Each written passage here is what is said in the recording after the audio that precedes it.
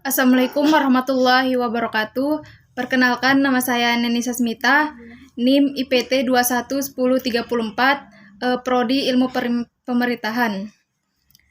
Saya akan menjelaskan soal pertama, jelaskan secara singkat secara bahasa Indonesia beserta alasan mengapa bahasa Melayu disebut sebagai cikal bakal bahasa Indonesia.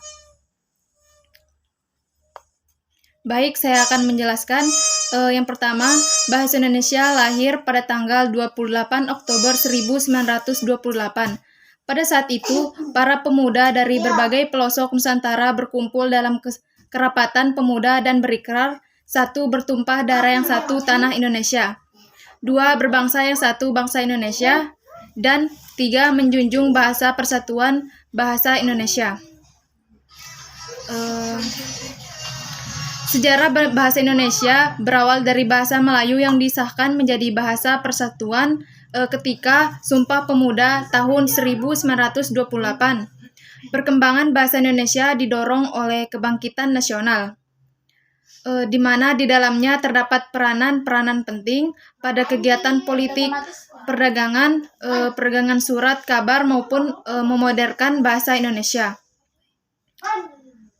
Selanjutnya, kemudian pada tanggal 17 Agustus 1945, bahasa Indonesia dikukuhkan sebagai bahasa negara yang memiliki kedudukan dan fungsi yang tinggi. Hingga kini bahasa Indonesia menjadi bahasa yang digunakan oleh seluruh masyarakat Indonesia. Soal selanjutnya?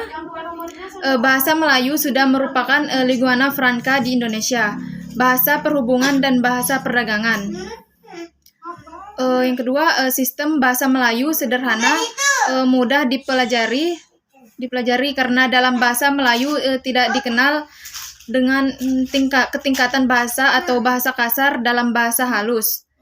Yang ketiga, suku Jawa, suku Sunda, dan suku-suku yang lainnya dengan sukarela menerima bahasa Melayu menjadi bahasa Indonesia sebagai bahasa nasional. Yang keempat, bahasa Melayu mempunyai kesanggupan untuk dipakai sebagai bahasa kebudayaan dalam arti yang luas. Baik, saya akan melanjutkan soal yang kedua.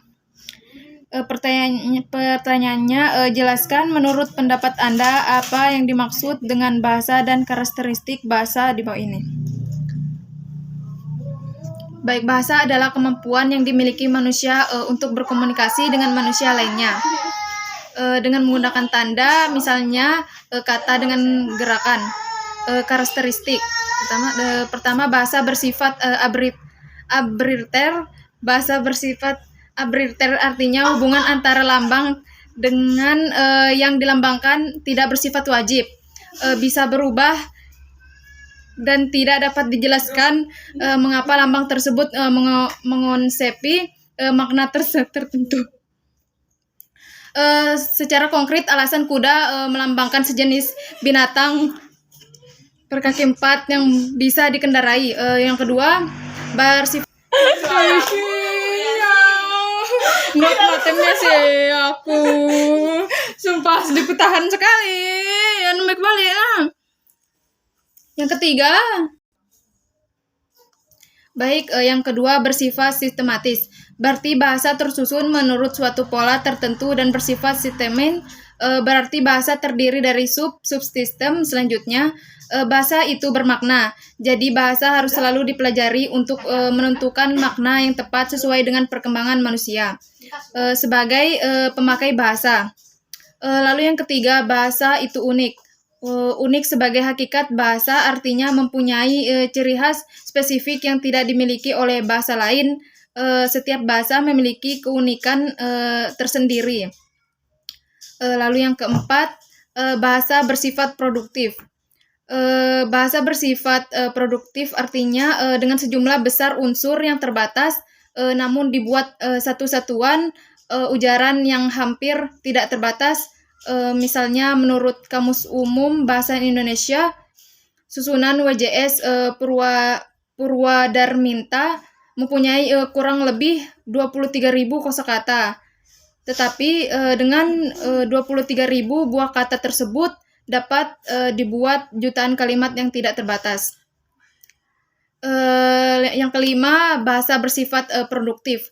Bahasa bersifat produktif artinya dengan sejumlah besar untuk unsur yang terbatas, namun dapat dibuat satu satuan ujaran yang hampir tidak terbatas. Misalnya menurut Kamus Umum Bahasa Indonesia, susunan WJS Purwadarminta, Bahasa Indonesia hanya mempunyai kurang lebih dari 23.000 kosakata, tetapi dengan 23.000 sebuah kata tersebut dapat dibuat jutaan kalimat yang tidak terbatas. Soal yang ketiga, jelaskan secara singkat fungsi dan kedudukan bahasa Indonesia. Dalam kedudukannya, sebagai bahasa negara, bahasa Indonesia berfungsi sebagai bahasa resmi kenegaraan, bahasa pengantar pendidikan, alat perhubungan tingkat nasional, dan alat pengembangan kebudayaan, ilmu, pengetahuan, dan teknologi. Terus soal yang keempat. Soal yang nomor 4, jelaskan apa yang dimaksud dengan kutipan dalam daftar pustaka, lalu jelaskan bagaimana cara penulisan disertai contohnya. Sumber kutipan adalah penulisan asal-usul kutipan secara singkat dalam karya tulis yang paling dekat dengan kutipan. Daftar pustaka adalah suatu daftar yang membuat semua informasi dari sumber kutipan secara jelas dan terperinci. Secara menuliskan kutipan langsung pendek dituliskan menjadi satu dalam paragraf karya tulis Anda. Tambahkan tanda petik pada kutipan sehingga tanda petik ini menjadi pemisah antara kalimat Anda dengan kalimat kutipan. Sumber kutipan ditulis sedekat mungkin dengan kalimat kutipan.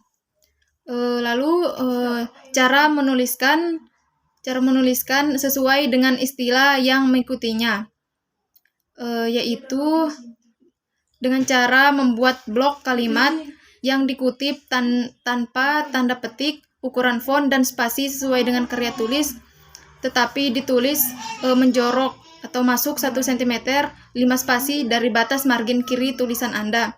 Karena kalimat yang dikutip ini tergolong banyak atau panjang, maka kalimat kutipan dipisahkan dari kalimat Anda. Kearifan lokal menurut saya adalah tradisi turun-temurun yang diwariskan oleh nenek moyang yang masih dilaksanakan sampai sekarang ini. Salah satu kearifan lokal yang saya pilih yaitu ngejot. Ngejot adalah tradisi berbagai jelang lebaran di Lombok Timur. Ngejot adalah tradisi di desa Lenek, Lombok Timur. Warga saling mengantarkan makanan 1 hari sebelum Hari Raya Idul Fitri.